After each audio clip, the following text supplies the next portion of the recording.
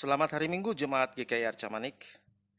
Ibadah kita hari ini akan dipimpin oleh Pendeta Nathaniel Valentino Saleki dari GKI Taman Cibunut. Beliau juga adalah pendeta konsulen kita terhitung mulai tanggal 1 Juni 2020 sampai dengan tanggal 31 Mei 2022. Bapak Ibu, mari kita bangkit berdiri untuk memulai ibadah kita hari ini dengan bersyukur kepada Tuhan.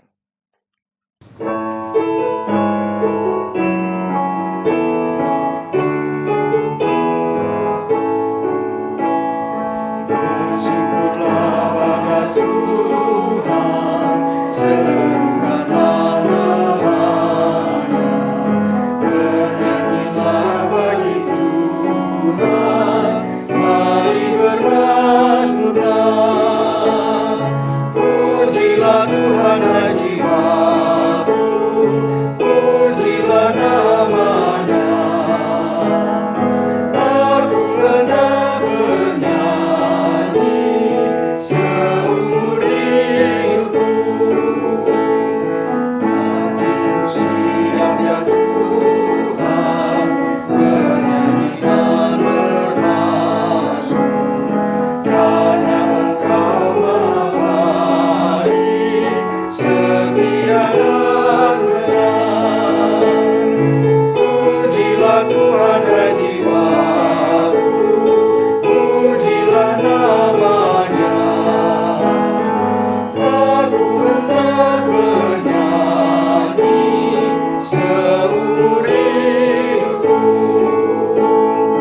Aku hendak mengagungkan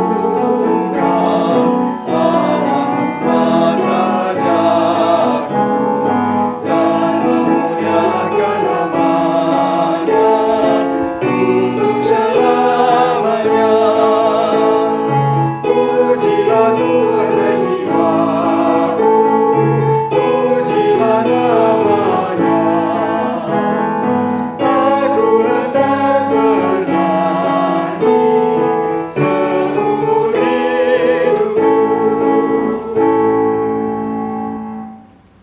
Ibadah kita pada hari ini berlangsung di dalam nama Bapa, Anak, dan Roh Kudus. Kasih karunia dan damai sejahtera dari Allah Bapa kita dan dari Tuhan Yesus Kristus besertamu. Dan besertamu juga.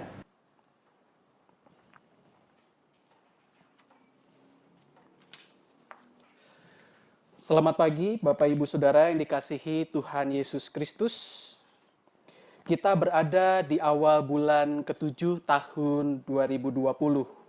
Di minggu di mana kita diajak melihat kembali pemeliharaan Tuhan dalam kehidupan kita sehari-hari.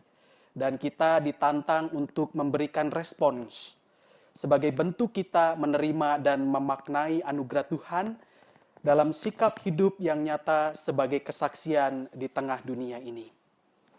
Memang bukan hal yang mudah saat kita berkomitmen untuk menjalani ketaatan sebagai respons atas anugerah Tuhan itu. Apalagi di tengah dunia yang lebih memilih tetap nyaman di kehidupan lama mereka. Bagaikan buah simalakama, hidup bersama Tuhan atau aman di tengah dunia. Tuhan membutuhkan orang Kristen yang mau memberikan diri meneruskan teladannya melalui diri sendiri dengan gigih menjadi kesaksian perubahan hidup yang nyata dan memberikan dampak di tengah dunia ini. Siapkah kita menjawab panggilannya?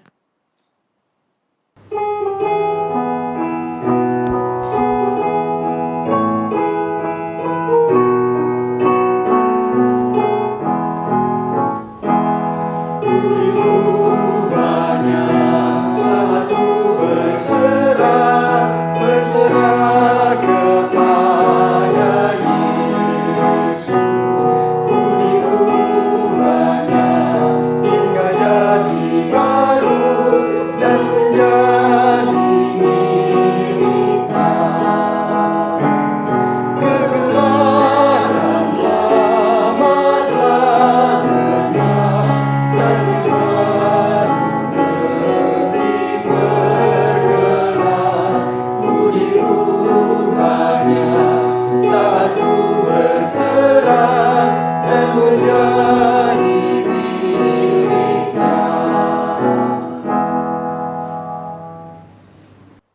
Mari kita dengan rendah hati mengakui dosa di hadapan Tuhan dengan menyanyikan kidung pujian dari PKJ 37, Bila Ku Renung Dosaku. Bila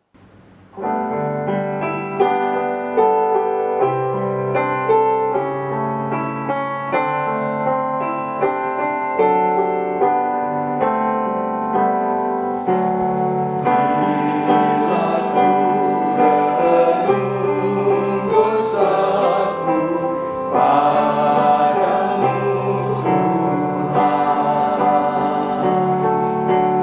yang berulang ku lakukan di hadapanmu. Kasih sayangmu, perlindunganmu, di bawah naungan sayapmu, damai hatiku.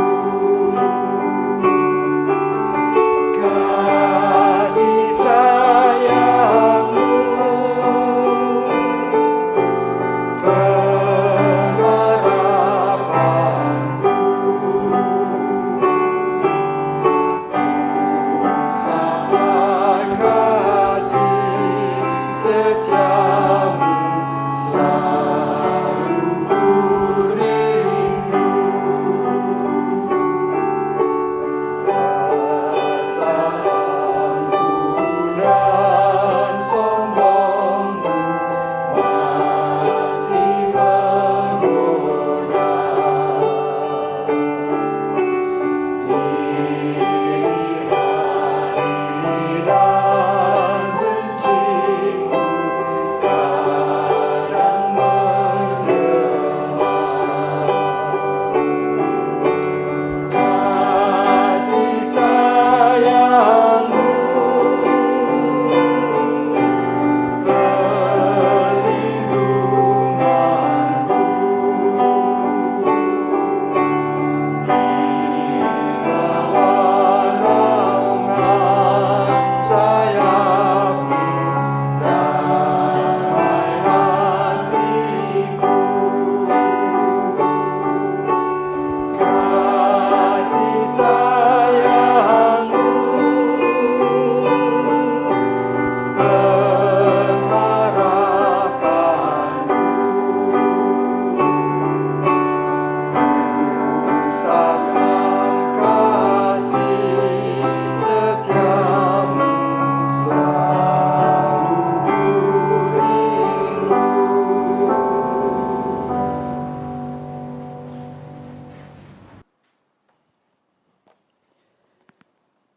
Inilah berita anugerah bagi kita dari Yesaya 1 ayat 18. Marilah, baiklah kita berperkara firman Tuhan. Sekalipun dosamu merah seperti kirmizi, akan menjadi putih seperti salju.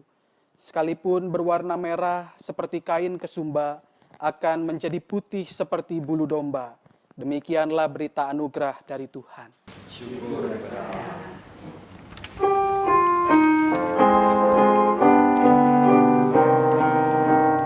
Kami naikkan puji dan syukur bagi Allah Maha Esa, Bapa, Anak, dan Roh Penghibur, kini tetap selamanya. Sukacita damai ilahi, jangan kau biarkan pergi, namun berikanlah dalam hati, membuat hidup berseri.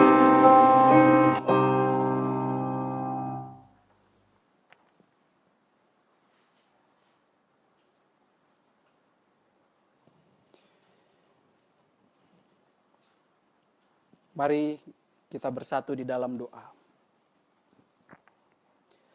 Tuhan Yesus Kristus, Juru Selamat kami yang hidup, sebentar lagi kami akan membaca dan mendengarkan firman-Mu. Berikanlah hikmat-Mu kepada kami melalui Roh Kudus, supaya kami memahami apa yang hendak Engkau sampaikan pada hari ini. Juga kami yang membaca firman Tuhan ini, kami diberikan hikmat oleh Tuhan, agar setiap firman Tuhan yang terucapkan ini benar-benar tersimpan di dalam hati dan pikiran kami, dan berbuah melalui perkataan dan perbuatan kami. Inilah kami anak-anak-Mu Tuhan, kami siap menyambut kebenaran firman-Mu. Di dalam nama Tuhan Yesus Kristus Juru Selamat yang hidup, kami berdoa. Amin.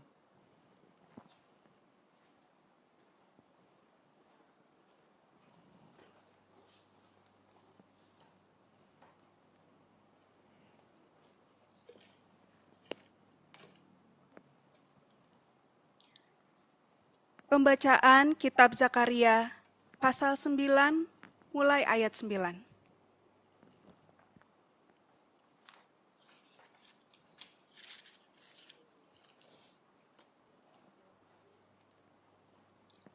Bersorak-soraklah dengan nyaring, hai putri Sion.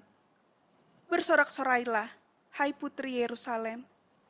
Lihat, rajamu datang kepadamu. Ia adil dan jaya. Ia lemah lembut dan mengendarai seekor keledai. Seekor keledai beban yang mudah. Ia akan melenyapkan kereta-kereta dari Efraim dan kuda-kuda dari Yerusalem.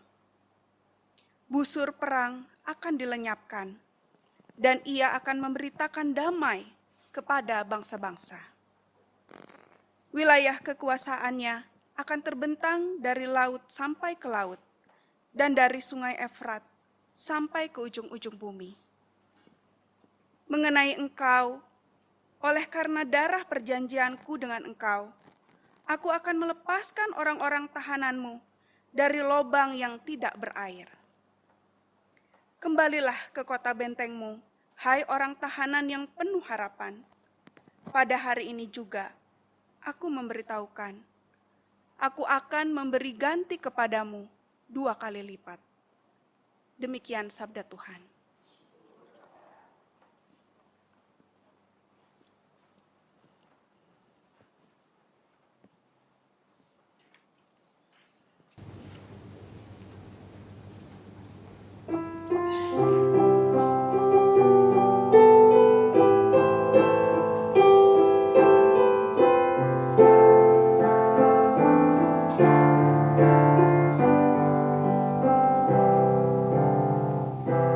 Tuhan itu pengasih dan penyayang, panjang sabar, kasih setianya besar. Tuhan itu baik bagi semua orang, penuh rahmat terhadap semua ciptaannya.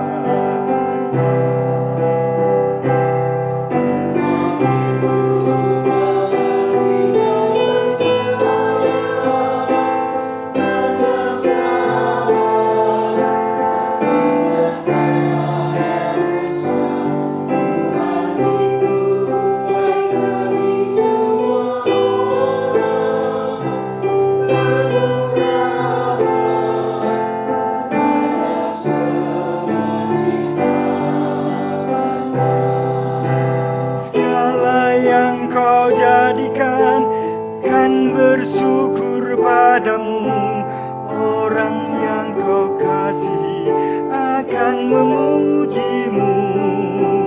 Kan mereka kabarkan kemuliaan kerajaanmu, keperkasaanmu pada anak manusia.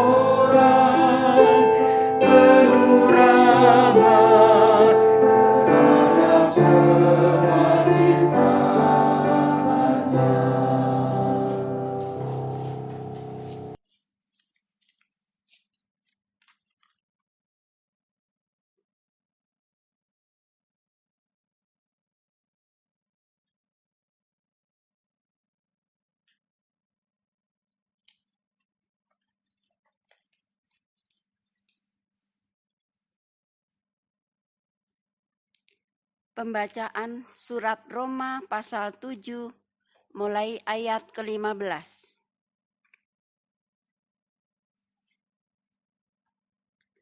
Sebab apa yang aku perbuat, aku tidak tahu. Karena bukan apa yang aku kehendaki yang aku perbuat, tetapi apa yang aku benci, itulah yang aku perbuat. Jadi jika aku berbuat apa yang tidak aku kehendaki, aku menyetujuinya bahwa hukum Taurat itu baik. Kalau demikian, bukan aku lagi yang memperbuatnya, tetapi dosa yang ada di dalam aku. Sebab aku tahu bahwa di dalam aku, yaitu di dalam aku sebagai manusia, tidak ada sesuatu yang baik. Sebab kehendak memang ada di dalam aku, tetapi bukan hal berbuat apa yang baik. Sebab bukan apa yang aku kehendaki, yaitu yang baik, yang aku perbuat, melainkan apa yang tidak aku kehendaki, yaitu yang jahat, yang aku perbuat. Jadi jika aku berbuat apa yang tidak aku kehendaki, maka bukan aku lagi yang memperbuatannya, tetapi dosa yang di dalam aku. Demikianlah aku dapati hukum ini, jika aku menghendaki berbuat apa yang baik, yang jahat itu ada padaku. Sebab di dalam batinku aku suka akan hukum Allah, tetapi di dalam anggota-anggota tubuhku aku melihat hukum lain yang berjuang melawan hukum akal budiku dan membuat aku menjadi tawanan bukan hukum dosa yang di dalam anggota-anggota tubuhku.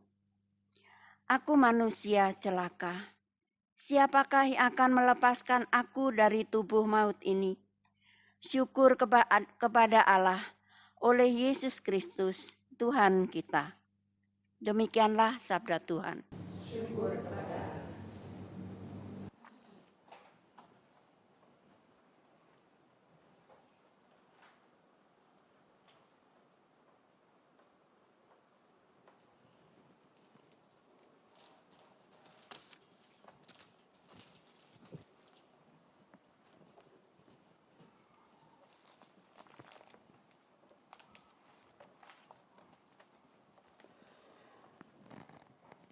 Pembacaan Kitab Injil Tuhan Yesus Kristus menurut Matius pasal 11 mulai ayat 16 dan 25.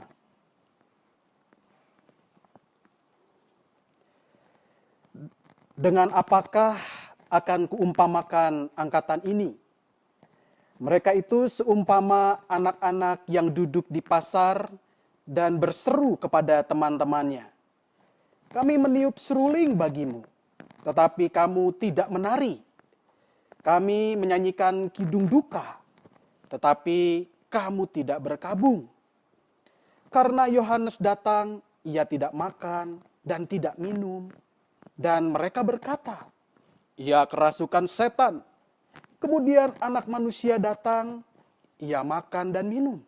Dan mereka berkata, "Lihatlah, ia seorang pelahap dan peminum, sahabat pemungut cukai dan orang berdosa." Tetapi hikmat Allah dibenarkan oleh perbuatannya. Pada waktu itu berkatalah Yesus, "Aku bersyukur kepadamu Bapa, Tuhan langit dan bumi, karena semuanya itu Engkau sembunyikan bagi orang bijak dan orang pandai. Tetapi engkau nyatakan kepada orang kecil.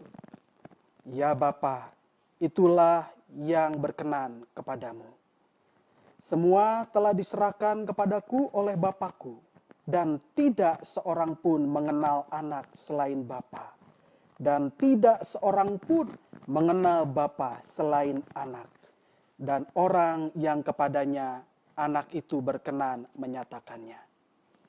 Marilah kepadaku semua yang letih lesu dan berbeban berat.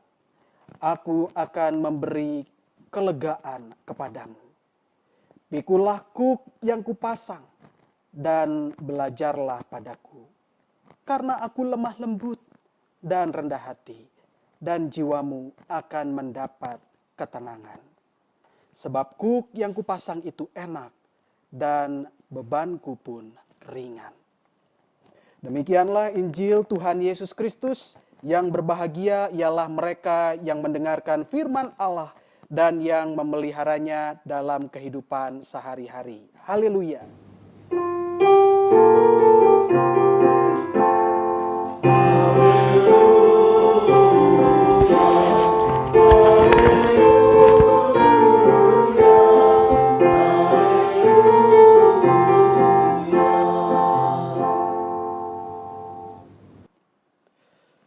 Jangan terus menentang. Bapak Ibu Saudara, beberapa minggu yang lalu di GKI Taman Cibunut Bandung kami mengalami kedukaan karena ada anggota jemaat kami yang dipanggil pulang oleh Tuhan, yang di dalam hidupnya selalu berpasangan suami istri kalau datang ke gereja untuk latihan paduan suara atau vokal group. Setelah ditinggalkan oleh suaminya yang meninggal lebih dahulu, sang istri ini merasa kehilangan. Dan dalam sebuah kebaktian penghiburan, dia berkata kepada saya, "Pak Nathan, saya kehilangan orang yang saya andalkan." Tentu bahasanya tidak seperti itu ya, tapi dia mengatakan, "Saya kehilangan orang yang paling saya sayang. Di rumah kami hanya berdua. Dan kalau pergi ke gereja saya selalu mengandalkan Bapak. Dan sekarang Bapak tidak ada lagi, siapa yang mau memimpin saya? Siapa yang mau memandu saya? Siapa yang mau menemani saya?" Dia kemudian melanjutkan nangisnya. Bapak Ibu Saudara, di dalam kehidupan kita selalu membutuhkan orang yang memimpin hidup kita. Di tengah kehidupan keluarga misalnya, kita putuskan siapa yang akan menjadi kepala keluarga. Dan biasanya di tengah budaya dan tradisi Indonesia yang menjadi kepala keluarga itu biasanya suami atau laki-laki. Tetapi tidak juga menutup kemungkinan bisa yang adalah dia seorang perempuan. Bapak Ibu Saudara, di era di mana Yohanes Pembaptis dan Tuhan Yesus hidup, masyarakat Yahudi itu mengandalkan kelompok Farisi dan kelompok Saduki sebagai pemimpin mereka. Kelompok Farisi adalah kelompok yang terdiri dari para guru yang berperan memberikan pengajaran dan bimbingan seputar hukum Taurat bagi mereka supaya hidup mereka lebih bermoral dan tetap beradab sebagai masyarakat Yahudi. Kelompok Saduki adalah kelompok orang yang terdiri dari para imam yang berperan menyelenggarakan ritual korban bakaran di bait Allah. Bapak Ibu Saudara, harusnya dengan hadirnya kelompok Farisi dan kelompok Saduki ini, kualitas spiritualitas masyarakat Yahudi harusnya lebih bermutu. Tetapi kenyataannya justru sebaliknya. Kehadiran mereka, para rohaniwan Yahudi ini, hanya membuat masyarakat Yahudi semakin letih lesu dan berbeban berat. Menurut Yohanes Pembaptis, orang Farisi dan orang Saduki ini ibarat ular beludak yang membawa kematian kepada masyarakat Yahudi. Di mana kita tahu bahwa ular beludak adalah ular yang sangat berbisa dan hidup di padang gurun. Jadi saudara bisa bayangkan kenapa Yohanes Pembaptis menggunakan ilustrasi ular beludak. Karena di dalam kehidupannya dia berusaha untuk mendengarkan suara Tuhan di tempat yang sunyi, yaitu padang gurun. Dan di sana dia bisa melihat ada ular yang berbisa, ya, di tengah kesunyian, di tengah kekeringan, kehausan, ada seekor ular yang bisa mengancam kehidupan. Yohanes Pembaptis mengatakan bahwa orang Farisi dan orang Saduki itu ibarat keturunan ular beludak, ular yang paling berbisa. Dan kehadiran rohaniwan-rohaniwan Yahudi ini bukannya membawa kehidupan, melainkan membawa kematian bagi masyarakat Yahudi itu. Beracun seperti ular beludak. Kelompok Farisi seringkali menghakimi masyarakat Yahudi dengan hukum-hukum Taurat, di mana hal tersebut mengakibatkan munculnya sekat-sekat di masyarakat. Mana golongan berdosa, mana golongan orang yang suci, mana golongan orang yang hitam, dan mana golongan orang yang putih secara kehidupan rohani tentunya. Tidak jauh berbeda. Kelompok Saduki itu mirip-mirip seperti kelompok Farisi. Kelompok Saduki ini seringkali melakukan intrik-intrik licik di bait Allah, berkedok ritual korban bakaran, di mana mereka bersekongkol dengan para pedagang hewan korban di sekitar bait Allah untuk mendapatkan keuntungan dari masyarakat Yahudi yang datang ke bait Allah. Sepak terjang kelompok Farisi dan kelompok Saduki ini bukannya berhasil menciptakan suasana yang menghidupkan, tetapi justru menciptakan suasana yang mematikan. Suasana yang kelam, suasana yang gelap, dan tanpa harapan. Jika kita perhatikan, Bapak Ibu Saudara, sebetulnya kehadiran kelompok Farisi dan kelompok Saduki yang seperti itu tidak menjadi satu-satunya faktor yang membuat spiritualitas masyarakat Yahudi merosot. Faktor lainnya yang membuat merosotnya spiritualitas masyarakat Yahudi pada saat itu adalah masyarakat Yahudi itu sendiri. Jadi bukan hanya pemimpinnya yang bobrok, tetapi masyarakatnya juga bobrok. Mengapa? Karena orang-orang Yahudi bebal pada saat itu. Ketika nasihat-nasihat itu masuk kepada mereka, mereka menolaknya. Padahal nasihat-nasihat itu datangnya dari tokoh-tokoh alternatif. Seperti Yohanes Pembaptis atau Yesus Kristus. Yang sudah jelas-jelas mereka bukan orang Farisi, mereka bukan orang Saduki. Jadi orang Farisi, orang Saduki ditolak oleh masyarakat Yahudi. Yesus Kristus dan Yohanes Pembaptis sebagai tokoh-tokoh alternatif yang memberikan nasihat juga ditolak. Yesus menggambarkan masyarakat Yahudi yang hidup pada saat itu ibarat anak-anak yang sedang bermain drama di pasar. Bagi Yesus, masyarakat Yahudi ini seperti anak-anak yang tidak asik, yang tidak seru. Karena ketika mereka diberi peran untuk bermain drama di pasar, mereka tidak memerankannya. Misalnya, ketika mereka diberi peran untuk menari saat seruling dibunyikan dalam drama pesta-pestaan, mereka malah diam, tidak menari. Ketika mereka diberi peran untuk berpura-pura menangis dalam drama perkabungan, mereka tidak berkabung, padahal kidung perkabungan telah dinyanyikan. Seperti anak-anak yang tidak memainkan perannya dalam permainan drama di pasar itu, padahal sudah diberi peran oleh teman-temannya dan sudah diajak bermain oleh teman-temannya. Begitulah masyarakat Yahudi pada saat itu. Mereka adalah orang yang bebal, tidak mau mendengarkan. Padahal di tengah-tengah mereka hadir tokoh-tokoh alternatif yang menasihati mereka, yang bukan berasal dari kelompok Farisi dan kelompok Saduki, yang lebih banyak membuat mereka letih lesu dan berbeban berat. Ada Yohanes Pembaptis yang menyerukan pertobatan. Ada Yesus Kristus yang berkhotbah tentang Injil Kerajaan Allah, menyembuhkan orang sakit, mengusir roh-roh jahat di kota-kota. Mereka malah menuduh Yohanes Pembaptis dan Yesus Kristus yang aneh-aneh.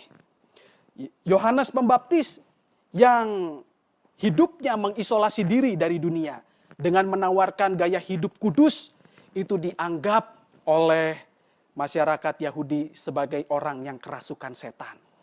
Yesus Kristus yang hidup membuka diri kepada dunia dengan menawarkan gaya hidup persahabatan, dituduh preman dan pemabuk karena makan dan minum bersama para pemungut cukai dan orang-orang berdosa. Jadi ketika Yohanes Pembaptis menawarkan gaya hidup yang tertutup, yang terisolasi dari dunia, itu juga tidak disukai oleh masyarakat Yahudi. Kamu kerasukan setan. Tapi ketika Tuhan Yesus menawarkan gaya hidup yang lain, yaitu bergaul dengan masyarakat, Yesus pun juga ditolak oleh mereka dan dikatakan sebagai preman, pemabuk, dan lain sebagainya. Sebetulnya sikap hidup yang terus menentang inilah yang bisa berdampak buruk bagi pertumbuhan spiritualitas masyarakat Yahudi dan rohaniwan-rohaniwan Yahudi ke depannya. Yesus menasihati mereka agar mereka membuka ruang dalam hati dan pikiran mereka sedikit saja untuk mampir sejenak kepada Yesus. Di dalam Matius 11 ayat 29 Yesus berkata, "Jiwamu akan mendapat ketenangan." Nah, kata ketenangan ini diterjemahkan dari kata Yunani anapausis yang dapat diterjemahkan pula rekreasi. Jadi Yesus mengajak masyarakat Yahudi untuk berhenti terus-menerus menentang dan membiarkan diri mereka rekreasi sejenak dengan menghampiri Yesus dan belajar daripadanya. Dengan kata lain, Yesus mengajak masyarakat Yahudi untuk melepaskan ego mereka, melepaskan keakuan mereka, bersedia mengosongkan diri dan menghampiri Yesus untuk menyelami bagaimana cara Yesus melihat, bagaimana cara Yesus mendengar, bagaimana cara Yesus merasa, dan bagaimana cara Yesus berpikir tentang dunia ini. Dengan melakukan hal tersebut, masyarakat Yahudi dan rohaniwan Yahudi setidaknya akan menemukan hikmat yang akan menuntun mereka pada pertumbuhan spiritualitas. Bapak Ibu Saudara, inilah yang menjadi sabda Tuhan bagi kita hari ini. Kita diundang untuk melakukan rekreasi. Rekreasi di sini bukan berarti kita pergi ke tempat wisata, ke mall, ke pantai, ke gunung, camping misalnya. Ya. Tetapi rekreasi dalam arti yang lebih rohani, yang disebut dengan rekreasi rohani. Apa yang bisa kita lakukan sebagai jemaat Tuhan di dalam kehidupan kita sehari-hari berkaitan dengan rekreasi ini? Yang pertama adalah rekreasi yang disebut dengan kita berani untuk mengosongkan diri kita dan mencoba untuk menyelami hati dan pikiran Allah melalui doa-doa. Rekreasi yang pertama adalah mengosongkan diri kita dan mencoba untuk menyelami hati dan pikiran Allah melalui doa-doa. Bagaimana caranya? Kita teladani saja bagaimana cara Yesus melakukannya. Markus 1 ayat 35, jika kita membaca Injil yang lain pada hari ini. Pagi-pagi benar, waktu hari masih gelap, ia bangun dan pergi keluar. Ia pergi ke tempat yang sunyi dan berdoa di sana. Itulah yang Yesus lakukan. Dia mencari waktu yang khusus, waktu sunyi, waktu di mana mungkin orang belum bangun dan aktivitas belum terlalu banyak. Jadi tidak terlalu ramai atau terlalu riuh. Jadi hal yang bisa kita lakukan adalah bentuklah dan bangunlah suasana yang tenang dan sunyi.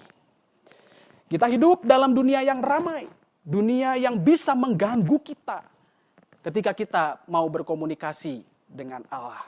Ketika kita berdoa misalnya, kita bisa mendengarkan suara-suara yang juga mungkin bisa mengganggu fokus kita. Oleh karena itu marilah kita mencoba untuk menciptakan suasana hening itu, suasana suci itu, agar bisa lebih peka dalam mendengarkan suara hati Tuhan. Ketenangan dan kesunyian membantu kita untuk memfokuskan diri pada Allah. Di masa pandemi COVID-19 ini, kita diberikan waktu oleh Allah untuk melakukan rekreasi rohani, menenangkan diri, dan melakukan hubungan yang lebih dekat dengan Allah melalui doa-doa kita dalam kesunyian. Kalau sebelum COVID-19 biasanya kita sibuk bekerja, sibuk beraktivitas, bahkan kita lupa dengan kehidupan kesunyian kita supaya kita bisa lebih dekat dengan Allah. Maka pandemi COVID-19 ini menolong kita untuk bisa lebih tenang, lebih sunyi, ya, supaya kita bisa lebih dekat dengan Allah melalui doa-doa kita. Makin intens kita berkomunikasi dengan Allah, semakin kita mengerti dan memahami bagaimana hati Allah. Sama seperti relasi kita dengan pasangan kita misalnya. Semakin kita dekat, semakin kita membangun komunikasi yang intens, kita bisa mengerti apa yang dirasakan dan apa yang dipikirkan oleh pasangan kita atau anak kita, sekalipun mereka tidak mengungkapkannya. Rekreasi yang kedua yang bisa kita lakukan bersama-sama adalah menyelami sesama kita. Jadi kalau yang pertama, rekreasi dengan menyelami hati Allah, ya, membongkar tembok-tembok penolakan-penolakan dalam diri kita. Yang kedua adalah menyelami sesama kita. Rekreasi yang kedua adalah mengosongkan diri kita dan mencoba untuk menyelami hati dan pikiran orang lain. Konflik atau pertentangan yang terjadi di tengah kehidupan sosial kita lebih banyak karena kesalahpahaman, salah persepsi, atau salah sangka. Kita tidak mengerti apa yang orang lain rasakan dan apa yang orang lain pikirkan. Jika kita bersedia membuka diri untuk memahami bagaimana orang lain melihat, mendengar, merasa, dan berpikir, kita akan merasakan kehidupan persekutuan yang lebih hangat, yang lebih dekat, dan lebih harmonis. Di tengah kehidupan kita sehari-hari, bahkan di dalam pelayanan kita misalnya, mungkin ada di antara kita yang merasa bahwa yang paling benar itu seperti ini. Sudah turun-temurun, sudah ada buktinya, secara akademis dan secara tradisi, gitu ya, dipelihara. Ini yang paling benar. Ada kalanya bagi kita itu membuka diri untuk melihat alternatif-alternatif lain. Seperti ilustrasi 6 orang buta yang menyentuh seekor gajah, di mana mereka sebetulnya tidak tahu hewan gajah itu seperti apa. Tetapi bagi mereka diberikan kesempatan untuk masing-masing menyentuh bagian dari gajah itu. Ada yang menyentuh belalainya, dan dia membayangkan di tengah kebutaannya itu bahwa belalai gajah ini kayaknya ini seekor ular. Jadi persepsinya menangkap bahwa gajah itu adalah seekor ular. Dan ada yang memegang telinga gajah dan menganggapnya sebagai ini adalah seperti karpet ya, seperti tikar karena luas sekali. Ada yang memegang gading gajah dan menyangkanya sebagai tombak. Ada yang memegang badan gajah gitu ya, yang luas itu lalu menyangkanya sebagai tembok yang besar. Tembok yang luas. Ada yang memeluk kaki gajah lalu membayangkannya sebagai ini kelihatannya ini pohon yang sangat besar sekali, batangnya ini besar sekali. Ada yang memegang ekornya lalu mempersepsikannya sebagai sebuah tali. Ini kelihatannya tali nih. Nah, masing-masing orang ini memiliki persepsi yang berbeda-beda, kebenaran yang berbeda-beda. Dan kalau dipersatukan misalnya ditanya yang megang gading, coba deh ngobrol dengan yang megang kaki. Gajah itu seperti apa? Maka yang pegang gading akan mengatakan gajah itu pokoknya seperti tombak yang tajam. Tetapi bagi orang yang memegang kaki gajah itu mengatakan enggak mungkin. Gajah itu seperti pohon yang besar. Wong saya pegang sendiri itu benar, itu faktual, saya pegang dengan tangan saya. Kamu megang apa? Gitu ya. Barangkali bukan gajah. Padahal masih bagian dari seekor gajah itu. Kalau kita berusaha mengosongkan diri kita, ya, berusaha menyelami pikiran orang lain, perasaan orang lain, maka apa yang kita pegang sekarang ini itu bisa lebih diperlengkapi oleh orang lain. Bahkan perspektif yang baru bisa muncul di dalam kehidupan keseharian kita. Jikalau kita cepat puas dengan apa yang statis, maka akan muncul suatu masa di mana apa yang statis itu akan ketinggalan zaman dan tidak up to date lagi. Di dalam kehidupan kita sebagai orang Kristen, ada moto yang sangat terkenal dari Gereja Kristen Reformasi. Ecclesia Reformata Semper Reformanda Scudum Verbum Dei. Yang artinya gereja yang telah terreformasi harus terus bereformasi sesuai dengan firman Tuhan. Jadi gereja reformasi yang adalah GKI juga, ya kita adalah gereja reformasi, kita selalu membuka diri untuk melihat bagaimana dunia ini diwartakan oleh Yesus Kristus. Selalu ada perubahan-perubahan yang bisa terjadi. Oleh karena itu kita tidak bisa selalu statis di dalam kehidupan pelayanan kita. Kita melihat alternatif-alternatif lain. Bagaimana Allah berkarya di tengah dunia yang dinamis ini.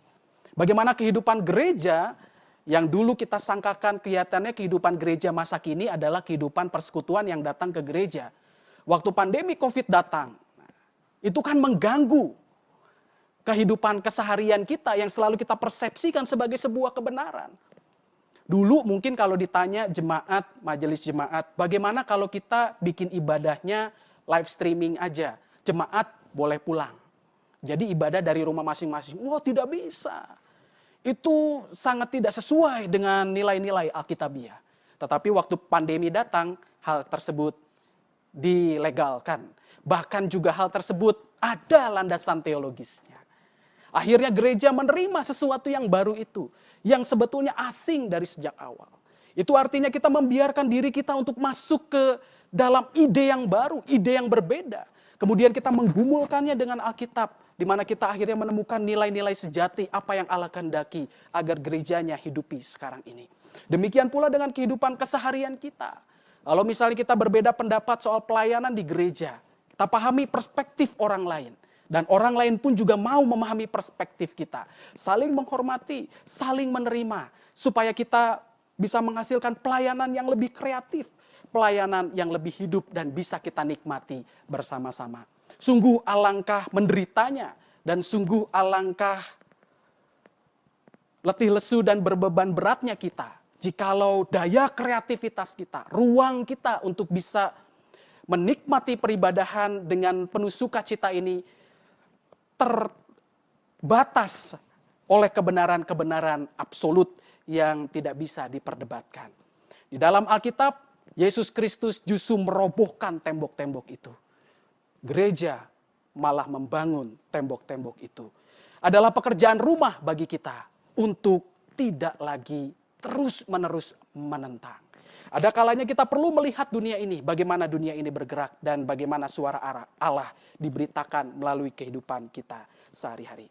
Bapak, Ibu, Saudara, marilah kita mencoba untuk membuka diri kita dengan melakukan rekreasi rohani. Menyelami hati Allah dan menyelami hati sesama kita. Dan lebih dalam lagi, menyelami hati dunia ini. Penentangan hanya akan menciptakan kehidupan yang statis dan mandek. Keterbukaan akan menciptakan kehidupan yang dinamis dan kreatif dan nyaman untuk ditinggali. Selamat melakukan rekreasi rohani. Tuhan memberkati kita semua. Amin.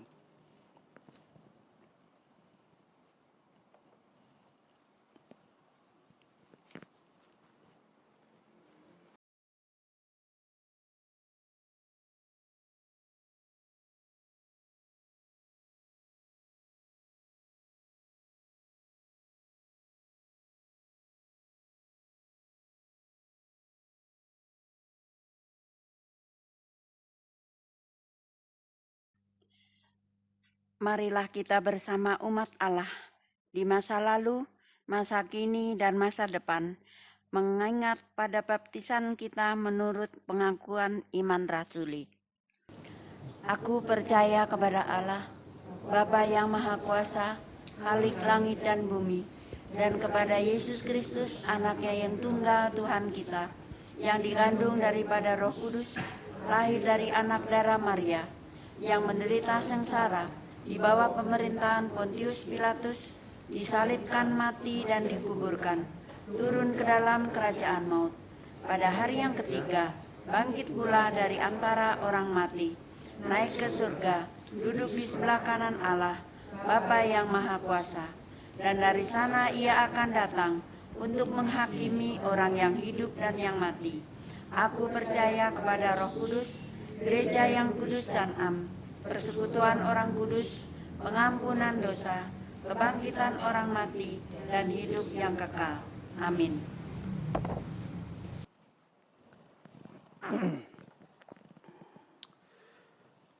Saudaraku, mari kita bersatu di dalam doa syafaat. Tuhan Yesus Kristus, kami bersyukur karena sekali lagi Engkau mengingatkan kami agar kami tidak terus-menerus menentang pernyataan-pernyataanmu di tengah kehidupan kami sehari-hari.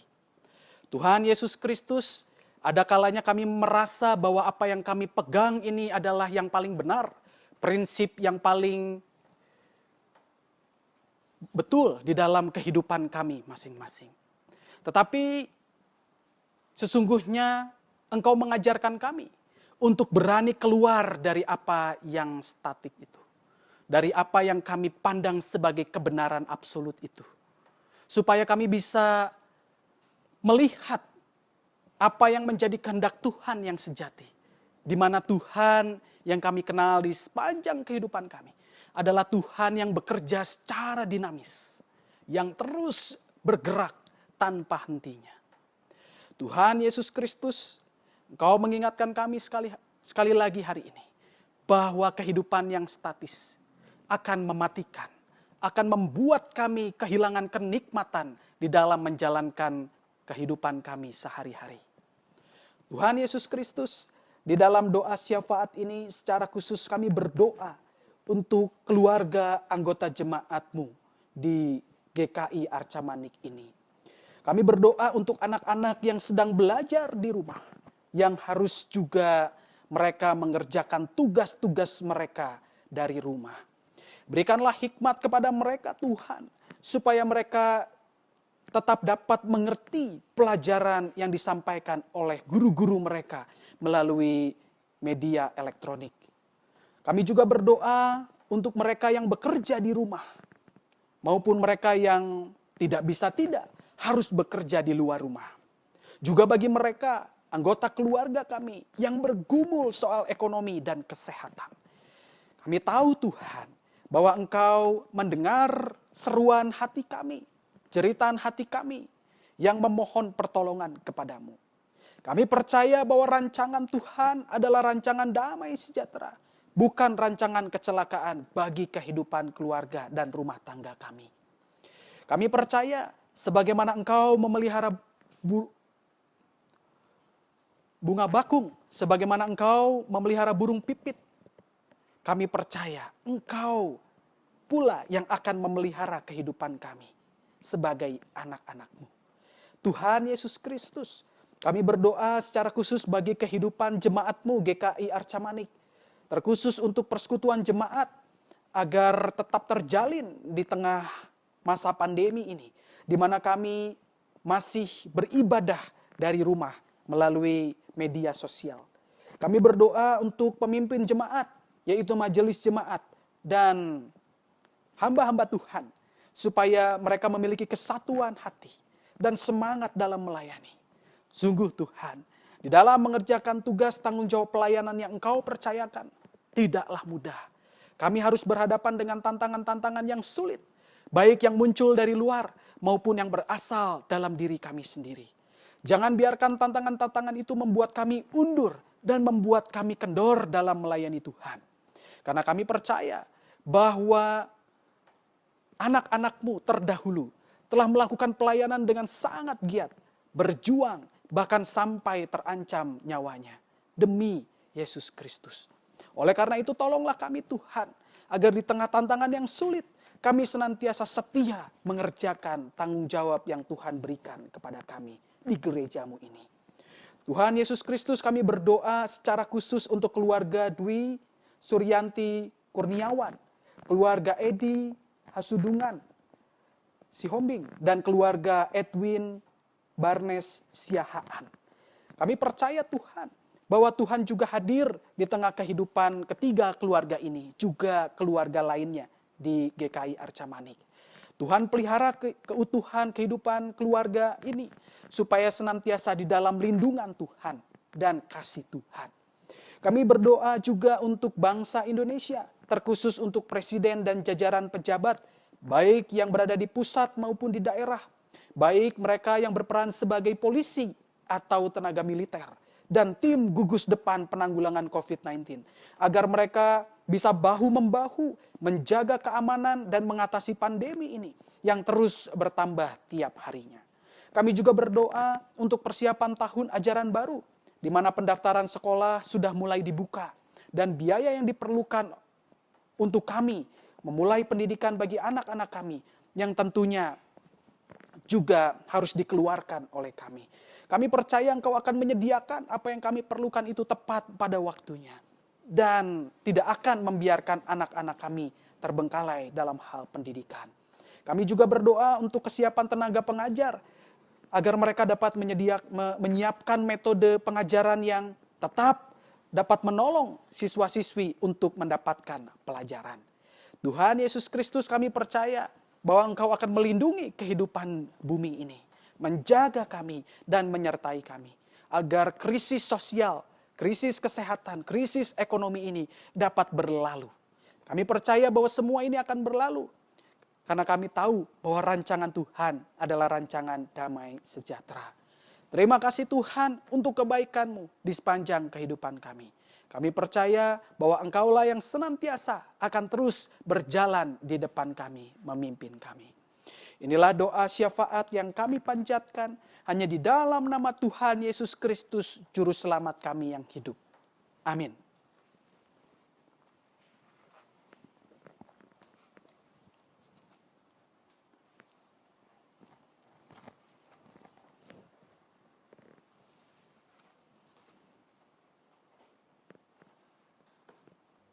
Marilah kita memberikan persembahan dengan didasari firman Tuhan dari Mazmur 54 ayat 8.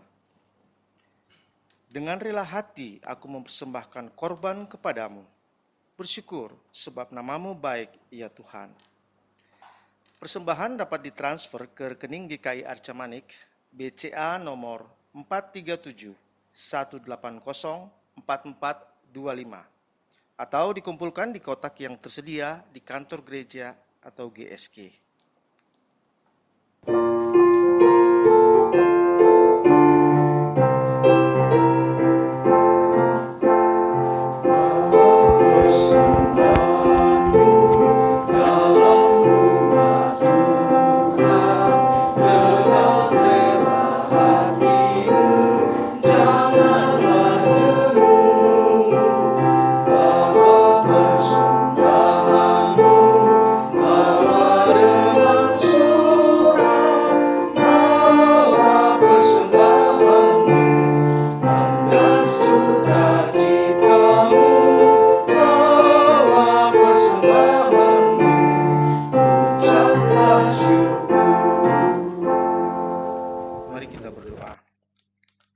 Terima kasih ya Tuhan, kami bersyukur atas semua berkat yang Engkau berikan kepada kami.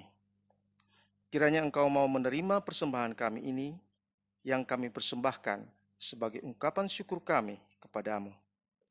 Tolong berkati semua usaha dan pekerjaan kami ya Tuhan. Di dalam nama Tuhan Yesus Kristus, kami berdoa kepadamu. Amin.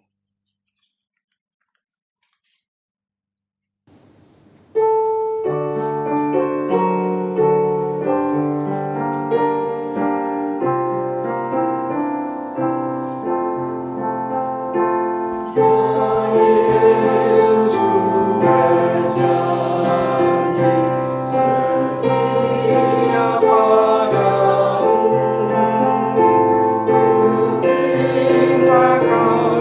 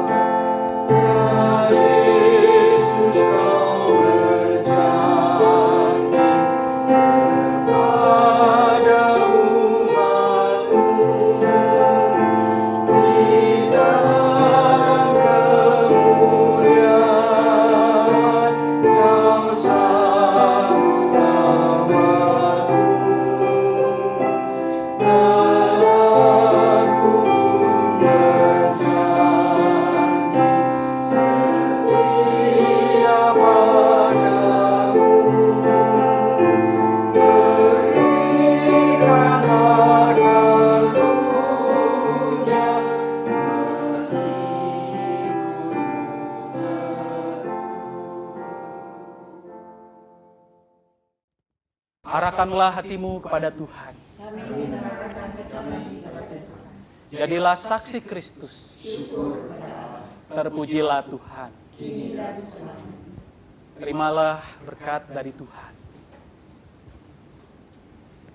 Semoga Allah sumber pengharapan memenuhimu dengan segala sukacita dan damai sejahtera dan dalam imanmu, supaya oleh kekuatan Roh Kudus kamu berlimpah-limpah dalam pengharapan. Haleluya. Amin.